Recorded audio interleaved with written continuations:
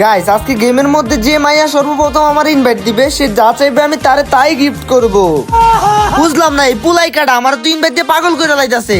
ভাইয়া আমি আপনার অনেক বড় একটা ফ্যান, আপনার সাথে কথা বলার আমার অনেক ইচ্ছা ছিল, তাই তো ইনভাইট দিতেছি। আরে তুমি কি মেয়ে নাকি? হ্যাঁ ভাইয়া আমি মেয়ে। বাহ বাহ, তাইলে তো আপনার ভাগ্য খুলে গেছে। আজকে আমি নিয়ত করছিলাম যে মেয়ে আমার সর্বপ্রথম ইনভাইট করবে, সে আমার কাছে যা গিফট চাইবে আমি তাকে তাই গিফট করব।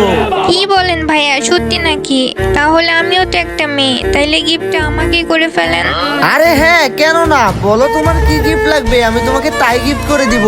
আমাকে আপনি রেজিস্কেটার নামে একটা মেয়ে বান্ডিল আছে, ওই বান্ডিলটা গিফট করে দেন। তুমি বান্ডিলের নাম বলতে অনেক দেরি করছো, কিন্তু আমি গিফট দিতে কোনো দেরি করি নাই। দেখো পাঠাই দিছি তোমার বান্ডিল। ও ভাই, সত্যিই তো আপনি আমারে বান্ডেল গিফট কইরা দিছেন, আমার তো বিশ্বাসই হইতাছে না। লাভ ইউ সাকিব ভাই।